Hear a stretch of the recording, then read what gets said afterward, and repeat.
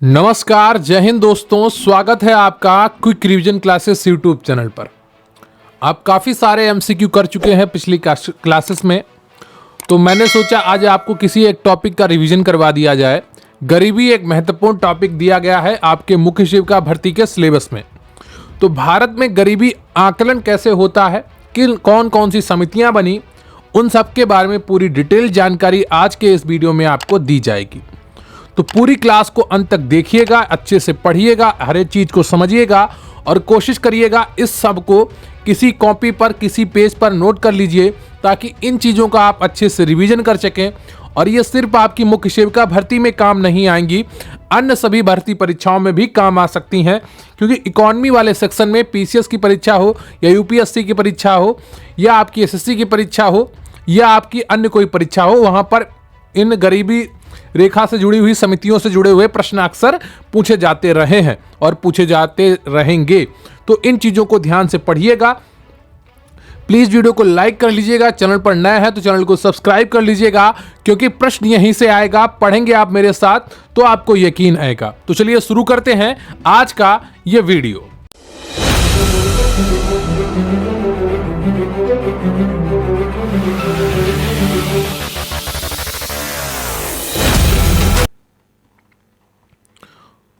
और अगर आप प्रतिज्ञा मॉक टेस्ट बैच से जुड़ना चाहते हैं तो इसका लिंक आपको डिस्क्रिप्शन बॉक्स में मिल जाएगा। बैच की फीस मात्र 370 रुपए है।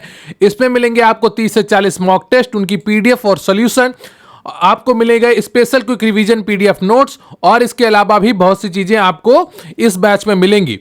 व्हाट्सएप नंबर 94 533 66 279 पर आप प्रतिज्ञा लिखकर भेजेंगे तो आपको पूरी जानकारी प्रोवाइड कर दी जाएगी। क्लियर है आपको? इसका लिंक भी आपको डिस्क्रिप्शन बॉक्स में मिल जाएगा। तो आज का हमारा टॉपिक है गरीबी रेखा का आकलन। लेकिन उससे पहले हम समझते हैं गरीबी रेखा क्या है। क्लियर आपको? क्या समझते हैं गरीबी रेखा क्या है, यानी कि what is the poverty line. गरीबी रेखा न्यूनतम जीवन स्थितियों को पूरा करने के लिए कमाई का स्तर है। क्या है गरीबी रेखा? यह एक न्यूनतम रेखा है, एक रेखा है जो न्यूनतम जीवन स्थितियों को पूरा करने के लिए कमाई का स्तर है। क्लियर आपको? कि इतनी कमाई तो होनी ही चाहिए जीवन का इस स्तर तक यापन करने के लिए, अन्यथा आप गरीब हैं अगर उनका आप जीवन यापन नहीं कर सकते हैं उन स्थितियों में रहकर। यह मूल रूप से आवश्यक धन की राशि या किसी व्यक्ति के लिए उसकी मूलभूत आवश्यकताओं को पूरा करने के लिए आवश्यक वस्तुओं और सेवाओं का धन मूल्य है। क्या है? यह मूल रूप से आवश्यक धन की राशि है, या लिखा है यहां पर किसी व्यक्ति के लिए उसकी मूलभूत, यानी कि बहुत ज्यादा जरूरी, जिनके बिना जीवन यापन करना संभव ही नहीं है, आवश्यकताओं को पूरा करने के लिए आवश्यक वस्तुओं और सेवाओं का धन मूल्य है। ठीक है? यानी कि आप इसको कैसे समझते हैं कि मूल रूप से एक, या तो आप फिक्स्ड सैलरी है आपकी, इतनी तो चाहिए आपको मासिक खर्च, या फिर जो मासिक जो खर्च है उससे जो वस्तुएं आती हैं, जो सेवाएं आती हैं, जो आपको महीने भर के खर्च के लिए जो वस्तुएं, जो आपकी सेवाएं जरूरी हैं, उन पर जो कुल आप धन खर्च करते हैं वो क्या है? वो आवश्यक धन है। क्लियर आपको? गरीबी रेखा का गरीबी के विचार पर निर्भर करते हुए गरीबी रेखा एक राष्ट्र से दूसरे देश में भिन्न होती है। क्लियर आपको?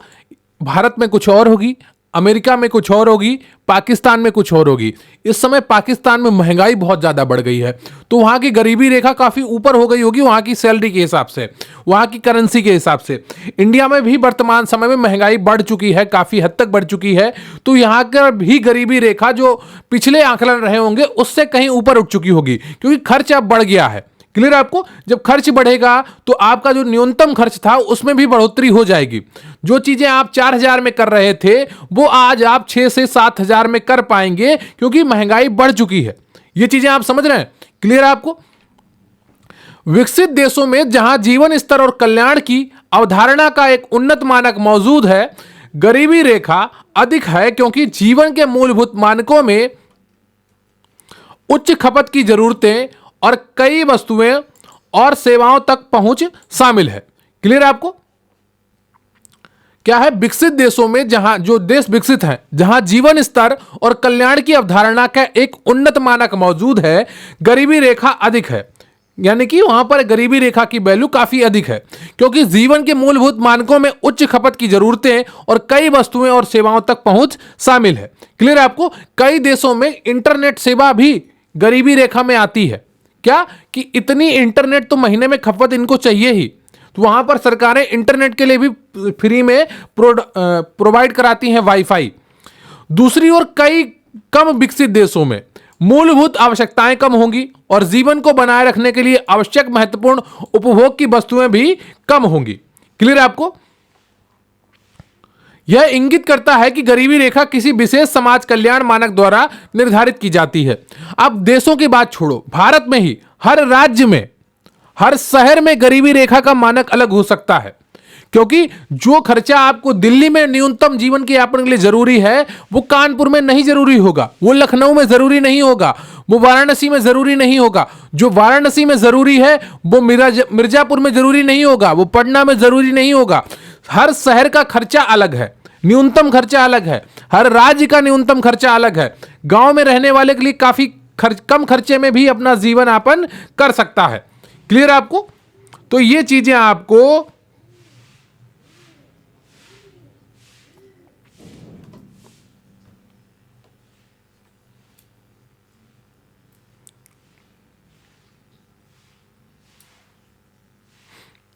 अब बात करते हैं भारत में स्वतंत्रता पूर्व गरीबी का आकलन।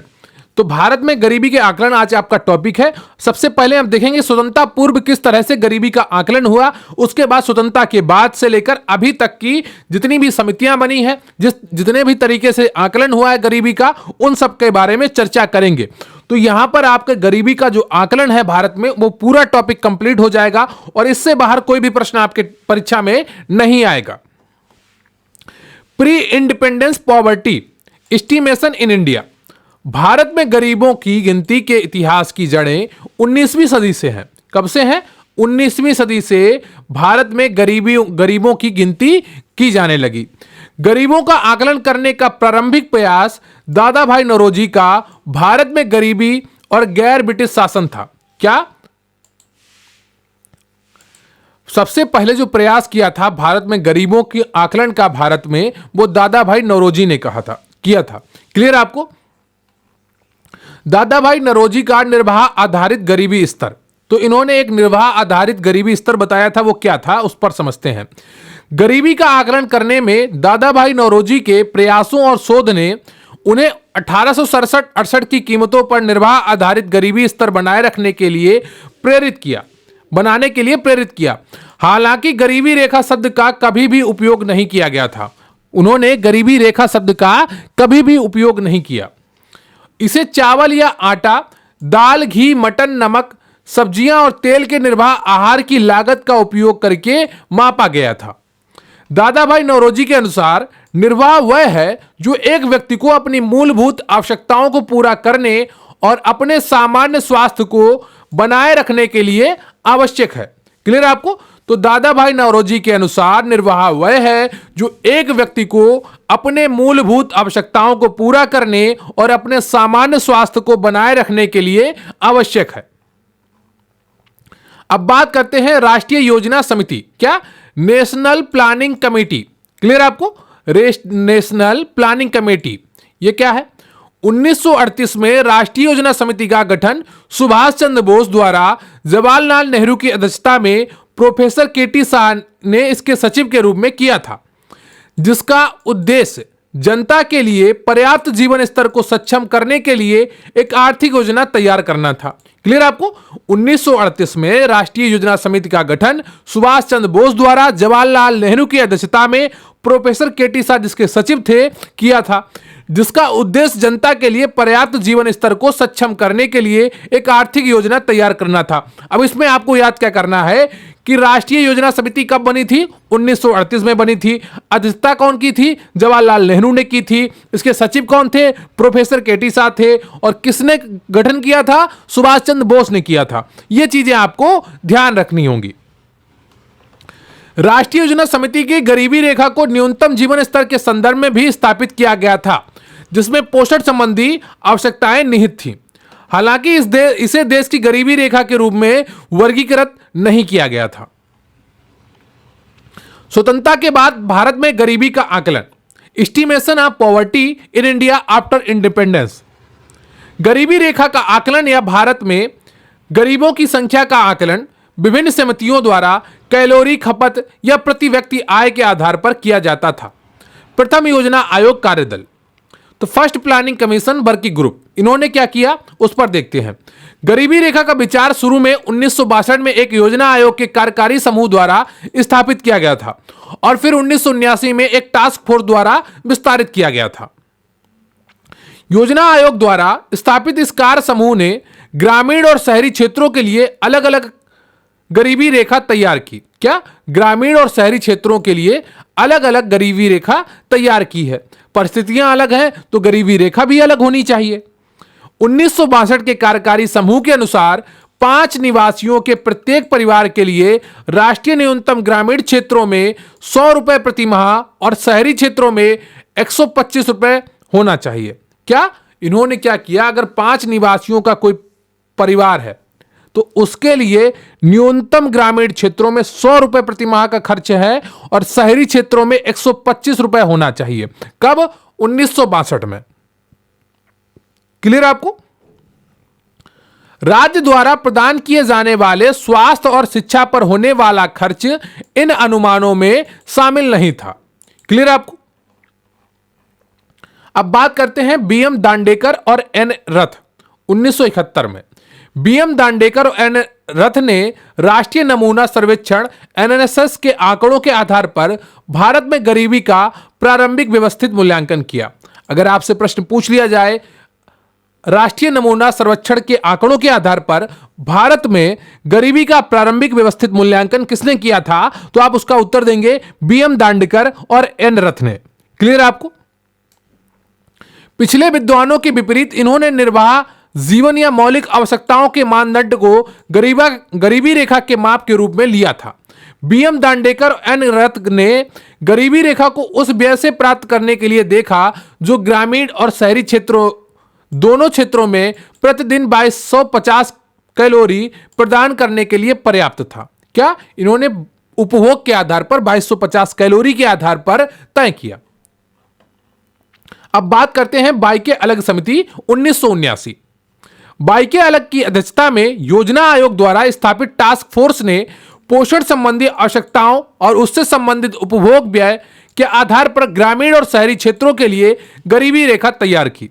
क्लियर आपको? बाइके अलग की अध्यक्षता में योजना आयोग द्वारा स्थापित टास्क फोर्स ने पोषण संबंधी आवश्यकताओं और उससे संबंधित उपभोग व्यय के आधार पर ग्रामीण और शहरी क्षेत्रों के लिए गरीबी रेखा तैयार की। मुद्रास्फीति के लिए मूल्य स्तर को समायोजित करके अगले वर्षों के लिए गरीबी के अनुमान का आकलन किया जाना था। अब बात करते हैं लकड़वाला समिति 1993। डीटी लकड़वाला के अध्यक्षता में टास्क फोर्स ने इस अनुमान पर कि उपभोक्ता मूल्य सूचकांक औद्योगिक श्रमिकों और उपभोक्ता मूल्य सूचकांक कृषि मजदूरों की गणना के लिए उपयोग की जाने वाली वस्तुओं और सेवाओं की टोकरी खपत पैटर्न को दर्शाती है। गरीबों की निम्नलिखित सिफारिशें दी। खपत व्यय को कैलोरी खपत के आधार पर मापा जाना, राज्यों के लिए विशिष्ट गरीबी रेखाएं उत्पन्न की जानी है, राष्ट्रीय लेखा सांख्यिकी के आधार पर गरीबी अनुमानों की स्केलिंग निलंबित की जाएगी। अब बात करते हैं सुरेश तेंदुलकर समिति 2009 की। सुरेश तेंदुलकर की अध्यक्षता में विशेषज्ञ समूह की स्थापना निम्न कमियों को दूर करने के लिए की गई थी। उपभोग के पैटर्न 1973-74 की गरीबी रेखा के बास्केट पीएलबी के सामान और सेवाओं के लिए बाध्य थे, जबकि गरीबों की उपभोग पैटर्न में पर्याप्त बदलाव थे जो अनुमानों में स्पष्ट नहीं थे। पूर्व गरीबी रेखा ने यह मान लिया था कि स्वास्थ्य और शिक्षा राज्य द्वारा प्रदान की जाएगी और उसी के अनुसार गरीबी रेखा का मसौदा तैयार किया। इन्होंने सिफारिशें क्या दी उस पर बात करते हैं। समिति की गणना अनाज, कपड़े, खाद्य तेल, मनोरंजन, ताजे फल, ईंधन, जूते, शिक्षा, सूखे मेवे, दालें, दूध, मांसाहारी वस्तुएं, सब्जियां, नमक, चीनी और मसालों जैसी वस्तुओं की खपत पर आधारित थी। नशीले पदार्थ, चिकित्सा, व्यक्तिगत और शौचालय के सामान, स्वास्थ्य और शिक्षा पर निजी खर्च को शामिल करना। तेंदुलकर समिति ने एक समान गरीबी रेखा बास्केट के आधार पर प्रत्येक राज्य के ग्रामीण और शहरी क्षेत्रों के लिए नई गरीबी रेखा का मूल्यांकन किया। समिति ने गरीबी रेखा के करीब रहने वाले लोगों के उपभोग टोकरी का उपयोग करते हुए कीमतों और खपत के पैटर्न में बदलाव के लिए समायोजन की सिफारिश की। समिति ने मिश्रित संदर्भ अवधि आधारित अनुमानों के उपयोग की सिफारिश की। अब बात करते हैं सी रंगराजन समिति 2012 की। समिति का गठन योजना आयोग द्वारा ग्रामीण क्षेत्रों के लिए प्रतिदिन 22 रुपए की प्रस्तावित गरीबी रेखा पर राष्ट्रीय आक्रोश के संदर्भ में किया गया था। इन्होंने सिफारिशें क्या दी? गरीबी रेखा पोषण के आदर्श और वांछनीय स्तर और गैर खाद्य खर्चों के व्यवहारिक निर्धारण पर आधारित होनी चाहिए। शहरों में प्रतिदिन 47 रुपए और गांवों में 32 रुपए से कम खर्च करने वाले लोगों को गरीब माना जाना चाहिए। तो इन्होंने क्या कहा 2012 में, जो शहरों में प्रतिदिन 47 रुपए खर्च करते हैं वो गरीब नहीं है,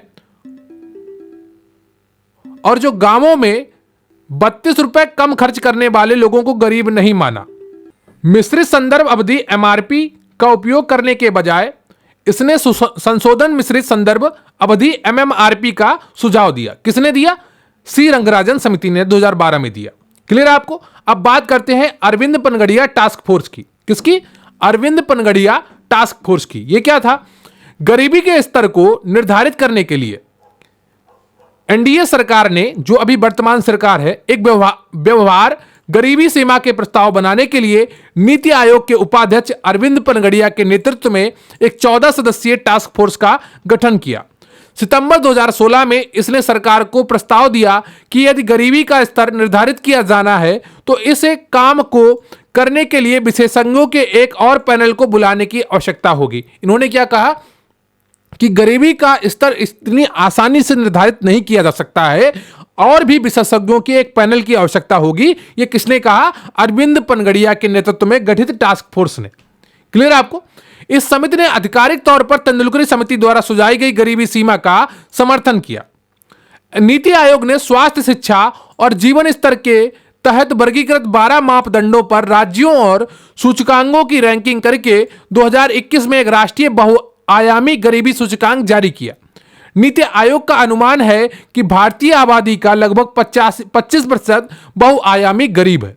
क्लियर है आपको? अगर आप लोग कहेंगे तो राष्ट्रीय बहुआयामी गरीबी सूचकांक मैं आपको अलग से पढ़ा दूंगा, बहुत ही छोटा टॉपिक है, और उसके साथ में मैं इससे गरीबी से जुड़े एमसीक्यू भी करवा दूंगा।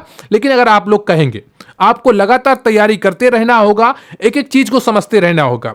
जब भी मौका मिले कुछ नया पढ़ने का, कुछ नया सीखने का, तो चीजों को डीप में जाइए। देखिए, मैं गरीबी आपको तीसरी या चौथी बार पढ़ा रहा हूं। पहले भी मैंने गरीबी आपको पढ़ाई है। हर बार मैं कुछ एक्स्ट्रा आपको देने की कोशिश करता हूं ताकि आपका कोई भी प्रश्न परीक्षा हाल में गलत ना हो। ये जो टॉपिक पढ़ाया गया है आज आपको थोड़ा कठिन लग सकता है, थोड़ी भाषा इसकी कठिन लग सकती है, लेकिन आपको अब अपना स्तर ऊपर उठाना होगा। आपको अब अपने आप को चैलेंज करना होगा कि वो चीजें मैं तैयार कर चुकी हूं या कर चुका हूं, अब मुझे आगे जाना है। पीसीएस की परीक्षा के लिए भी ये गरीबी का टॉपिक बहुत ही इंपॉर्टेंट है। इन चीजों को आपको ध्यान में रखना होगा और एक एक टॉपिक का इसी तरीके से रिवीजन करते रहना होगा। ये पूरी क्लास आपको कैसी लगी कमेंट करके जरूर बताइएगा, विशेष तौर पर बताइएगा। आज मुझे आपके कमेंट्स का इंतजार रहेगा। मैं आपके कमेंट्स देखूंगा, क्या आप पढ़ना चाहते हैं और किस तरह से आपका रिस्पॉन्स आ रहा है। प्लीज वीडियो को लाइक कर लीजिएगा, चैनल पर नए हैं तो चैनल को सब्सक्राइब कर लीजिएगा। बहुत बहुत धन्यवाद आपका। Thank you very much. जय हिंद, जय भारत।